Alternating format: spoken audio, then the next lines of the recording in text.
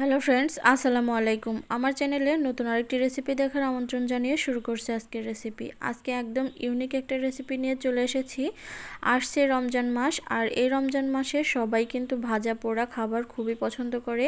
সে কথা মাথায় রেখে আজকে একটা রেসিপি নিয়ে চলে এসেছি দুর্দান্ত স্বাদের। তো কথা না বাড়িয়ে চলুন চলে যাচ্ছি মূল রেসিপিতে। প্রথমেই এখানে 1 টেবিল চামচ তেল দিয়ে দিয়েছি, আর এর মধ্যে দিয়ে দিচ্ছি পেঁয়াজ কুচি। পেঁয়াজ কুচিটা আপনারা আপনাদের প্রয়োজন অনুযায়ীও নিয়ে নিতে পারেন। পেঁয়াজটাকে একটু ভেজে নরম করে নেব। পেঁয়াজটা যখন একটু নরম হয়ে আসবে এর মধ্যে বাকি উপকরণগুলো দিয়ে দেব। দিয়ে দিচ্ছি 1 চা চামচ আদা বাটা, 1 চা চামচ রসুন বাটা। একটু নেড়েচেড়ে মিশিয়ে নিচ্ছি। পরিমাণ মতো দিয়ে দিচ্ছি লবণ। এখন দিয়ে দিচ্ছি 1 কাপ মুরগির মাংস। এখানে আপনারা কিন্তু গরুর মাংস নিয়ে নিতে পারেন।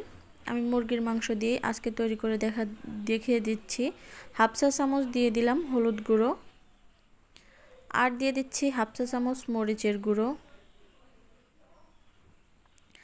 ঝালটা আপনারা আপনাদের টেস্ট অনুযায়ী দিয়ে দেবেন। এখন নেড়েচেড়ে মিশিয়ে নেব। এখন দিয়ে দিচ্ছি হাফ চা চামচ জিরে গুঁড়ো।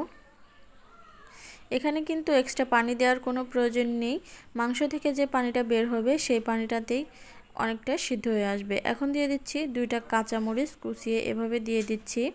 হাফ চা চামচ দিয়ে দিচ্ছি গরম মশলা, আর এখন দিয়ে দিব ধনিয়া পাতা। ধনিয়া পাতা দিয়ে আমি 2 থেকে 3 মিনিটের জন্য নেড়েচেড়ে নামিয়ে নিচ্ছি। আমার মাংসের পুরটা কিন্তু একদম রেডি।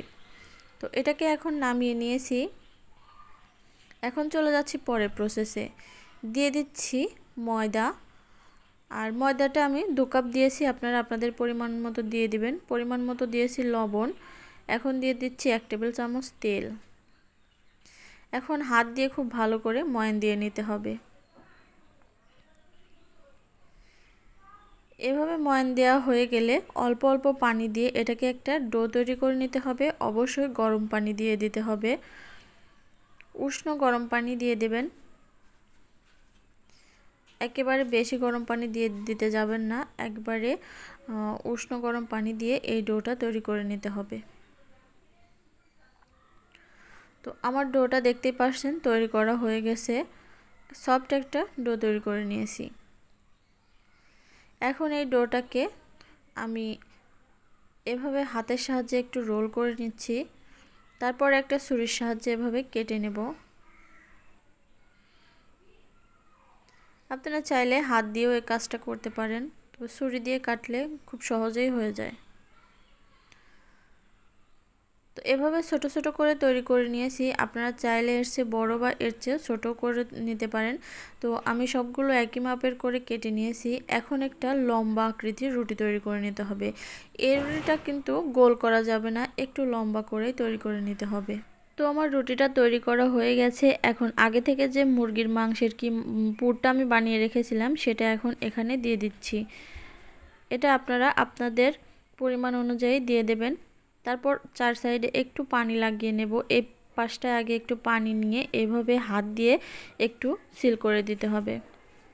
এই যে পুলি পিঠার একটা শেপ দিয়ে নিচ্ছি, তারপর ছুরির সাহায্যে এটাকে একটু কেটে কেটে নেব। দেখলেই বুঝতে পারবেন এটা বানানো কিন্তু একদমই ইজি। আসছে রমজান মাস, সারাদিন রোজা রাখার পরে সবাই একটু টায়ার্ড হয়ে যায়। তো এভাবে করে বানিয়ে আপনারা ব্রেড ক্রামে ডুবিয়েও এটাকে ভেজে নিতে পারেন। তবে ব্রেড ক্রামে ডিমের গোলায় ডুবিয়ে ব্রেড ক্রামের উপর গুলিয়ে তারপরে ফ্রিজে সংরক্ষণ করে রেখে দিতে পারেন সারা মাসের জন্য। তারপর যখন খেতে মন চায় তখনই কিন্তু বের করে এটাকে ভেজে নিলেই হয়ে যাবে। তো আজকে আমি ডিমের গোলায়ও ডোবাবো না বা ব্রেড ক্রামেও ডোবাবো না, এমনিতেই আজকে করে দেখিয়ে দিচ্ছি আপনাদেরকে। আপনারা চাইলে কিন্তু মারজোরে ওভাবেও সংরক্ষণ করে নিতে পারেন। তো একই পদ্ধতিতে আমি আরও একটা বানিয়ে দেখিয়ে দিচ্ছি।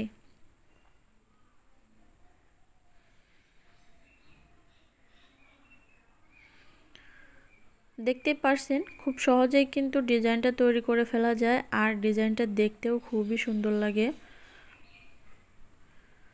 তো এভাবে কেটে কেটে আমি সাইড দিয়ে একটু পানি লাগিয়ে নিচ্ছি। তারপরে এই যে রোল করে এভাবে ঘুরিয়ে নিলেই হয়ে যাবে। খুব সহজেই ডিজাইনটা হয়ে যায়। তো এভাবে করেই আমি সবকটাই বানিয়ে নিয়েছি। এখন চলে যাব ভাজতে। কড়াইতে আগে থেকেই তেলটা দিয়ে দিয়েছি, আর তেলটা কিন্তু গরম হয়নি এখনও খুব ভালোভাবে, হালকা একটু গরম হয়েছে। তখনই এর মধ্যে আমি এই নাস্তাগুলো দিয়ে দিচ্ছি। এখন মিডিয়াম টু লো হিটে রেখে এটাকে খুব ভালো করে ভেজে নিতে হবে। কখনোই হাই হিটে ভাজতে যাবেন না, তাহলে কিন্তু উপর থেকে খুব তাড়াতাড়ি কালার চলে আসবে আর ভেতরে হবে না। তো মিডিয়াম টু লো হিটে রেখে এটাকে ভেজে নিয়েছি। দেখতে পারছেন নাস্তাগুলোর কালারটা কিন্তু প্রায় চলে এসেছে।